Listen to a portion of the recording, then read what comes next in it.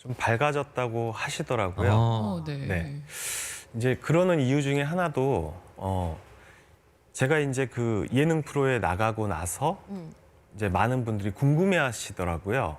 야, 특수청소라는 건 뭐냐? 유품정리라는 건 뭐냐? 야. 많이 이제 궁금해하시고 문의를 하시고 그러셔서 네. 아, 나는 이런 사람이다라는 거를 영상을 제작을 해서 어. 너튜브에 올리게 됐어요. 네. 네.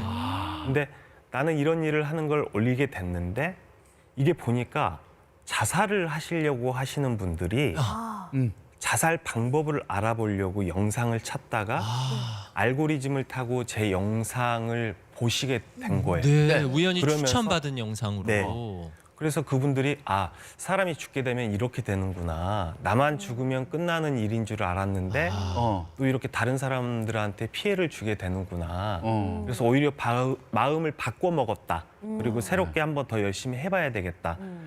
뭐 그런 댓글들이 달리기 시작하면서 네. 굉장히 용기가 나더라고요, 저도. 그러면서 영상 한 편당 한 사람을 살릴 수 있다면 10편이면 10명을 살릴 수 있을 것 같은 거예요. 네. 그래서 영상을 꾸준히 제작을 해서 올리게 된 거고 그러면서 그 영상에서 수익금이 발생이 되니까 네. 어. 제가 이제 그걸로 무용고자 유품 정리를 무료로 해드리게 됐어요. 그러면서 사람들이 야, 나도 좀 동참하고 싶다. 담은 얼마 안 되지만 5,000원, 10,000원이지만 좀 보탬이 되고 싶다. 그리고 나와서 나도 자원봉사를 해서 그분들을 좀 도와주고 싶다. 이런 분들도 생겨나고 저도 이제 돈을 벌려고 했던 일이거든요. 그런데 오히려 좀 사람이 많이 변화가 됐어요. 어. 그래서 굉장히 더 긍정적으로 되고 네. 그러면서 야, 이게 내가 보이지 않는 곳에서 항상 일을 하고 나오면 세상은 여전히 잘 돌아가는구나. 네. 이곳에서 누군가는 쓸쓸하게 죽어갔는데 이 세상은 이렇게 너무 밝구나. 이런 게 사실은 조금 마음이 안 좋았어요. 어. 그랬는데 이번에 그런 걸 많이 느끼면서 아직 세상이 밝구나. 희망적이구나. 그러면서 저까지 덩달아 밝아지고 네. 그러게 된 게 아닌가 생각이 들어요. 어떻게 보면 주어진 일을 했을 뿐인데 네. 더 나은 세상을 만들기 위해 애쓰시는 게 아닐까 싶고요. 예능 프로그램 하나 나갔는데 그렇게 삶이 바꾸셨으니 이제 대한민국 최고의 교양 프로그램에 출연을 하셨으니까 네. 또 어떤 삶이 어떻게 펼쳐질지 모를 일입니다. 네. 사실 그동안은 직업을 소개하실 때도 하실 말씀이 많았을 텐데 이제는 유품 정리사입니다. 뭐 특수 청소업체를 운영합니다 하면은 많이들 수긍하시고 아시지 않을까 싶어요. 뭐 많이들 아시기도 하는데 그래도 여전히 모르시는 분들도 그래요. 예, 많고. 대중화가 좀 돼야 되지 않을까. 저 같은 경우는 예. 유품 정리라고 해서 유품 정리는 가족이 하는 게 아닌가 예. 이런 생각을 네. 했었거든요. 옛날에 저희가 시골에서 봤을 때는 장례식 이제 하고 난 다음에 그 집에서 남아 있는 사람들이 이 옷은 네가 입어라. 형제간에도 좋은 거는 나눠서 또 뭐 입고. 쓸만한 거는 그리고 없는 거는 태우자 이러고 뭐 했거든요. 네.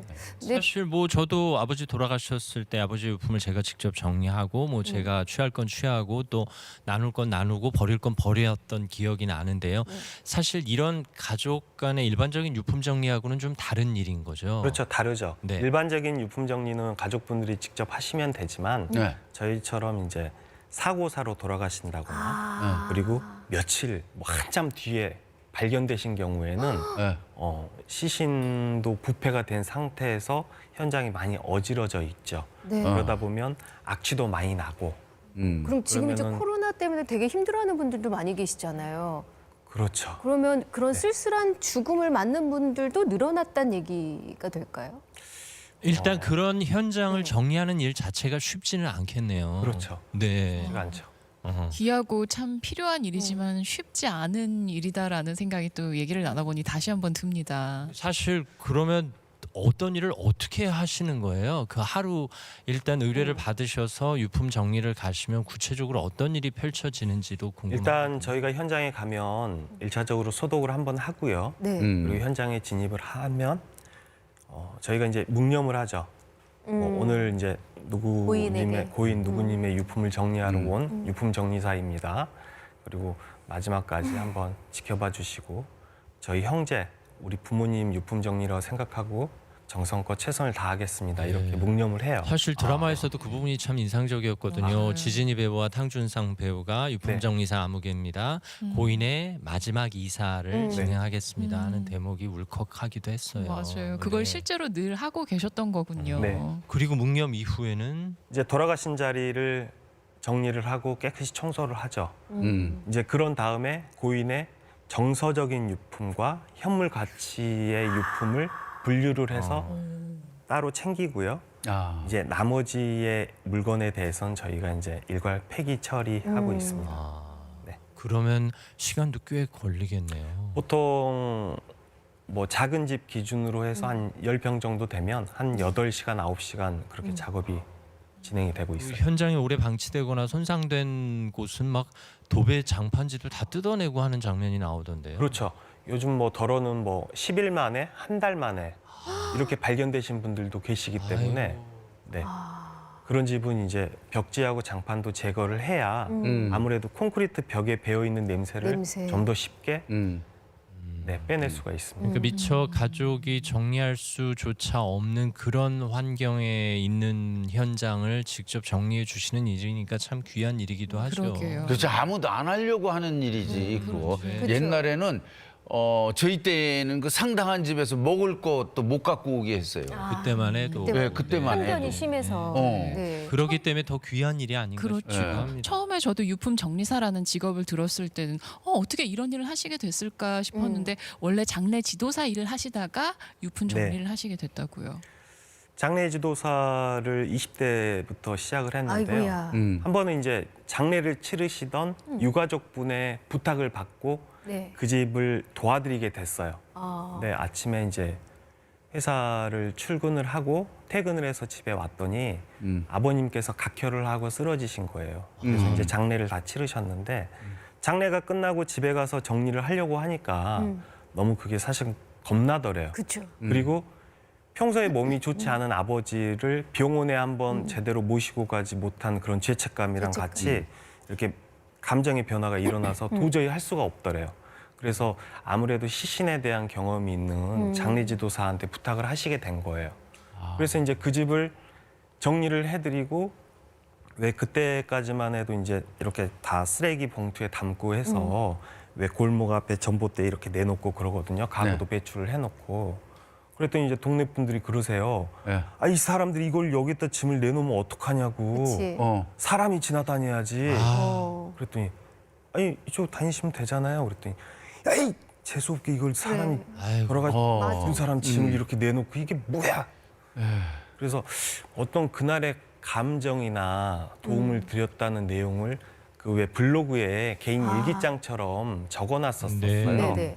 그랬는데 어떤 분이 그 글을 보고 연락을 주신 거예요. 어. 아. 나도 우리 부모님이 그렇게 해서 돌아가셨는데 나도 좀 도움을 주라 힘든데 그래서 아 결국은 이게 세상에 좀 필요한 일인데 내가 한번 해봐야 되겠다 그렇게 생각이 들어서 시작을 하게 된 거예요. 그리고 이제 아름아름 연락이 오고 네. 결국 특수청소 업체를 차리신 네. 셈이네요. 네, 이게 정말 필요한 일인데 누군가는 꼭 해야 될 일인데 사실 사회적인 시선이나 편견이 워낙 강해서 쉽지 않은 부분이 많으실 것 같아요. 그렇죠. 아무래도 우리나라는 죽음에 대한 거는 거부감이 굉장히 많아요. 싫어하고 네. 땅값 떨어진다 그러고. 어. 근데 왜 가까운 일본만 해도 동네마다 묘지가 있고 화장장도 네. 있고 네. 그러는데 우리나라는 유독 그런 부분이 심해서 좀 어려움이 좀 있어요. 이- 어떤 점이 가장 힘드세요? 이 일 하시면서? 뭐 제일 힘든 부분은 육체적으로 힘든 것보다 정신적으로 힘든 게 좀 제일 심한 것 같아요. 뭐 대표적으로 말씀드리면 왜 직업의 귀천은 없다고 하지만 사실은 좀 눈에 보이지 않게 이렇게 계급적인 부분이 아, 있죠. 네네. 아니면 좀 약간 아, 좀 네. 이렇게 터부시한 현대하고 분. 좀 그러시는 분들이 있어요. 근데 이제 자주 겪다 보니까 뭐 네. 그러려니 하면 되는데 아직도 뭐 그런 생각들이 있으시니까 조금 그런 게 인간이라면 누구나 네. 죽음을 맞이하게 된다면 어떻게 보면 가장 고귀한 직업이기도 해요. 아, 네. 네. 그렇긴 한데 아직은 좀 그런 것 네. 같아요. 네. 사실 앞서 사건 사고 현장 그리고 시신이 오래 방치된 경우도 많다 하셨는데 그러면 현장에서 냄새가 보통이 아니겠어요. 이제 이게 악취가 가장 큰 문제거든요. 그러다 보니까 이 냄새 때문에 저희가 작업을 하는 도중에 점심을 먹으러 가도 네. 좀 힘들어요. 그래서 무슨 냄새가 이렇게 일꾼들한테 많이 나냐고 그러면서 나가라고 그러거든요. 그게 식당에서. 그 사이에 몸에 배는 거예요? 그렇죠. 온몸에 다 배니까. 그치. 저희가 뭐 방진복을 입기도 하고 뭐 작업복을 다 입고 하지만은 냄새가 배요. 그러면 근데 요즘 이제 마스크들을 쓰고 그쵸. 생활들을 하시니까 오히려 좀 식당 가기가 좀 한결 수월해지긴 했는데 네.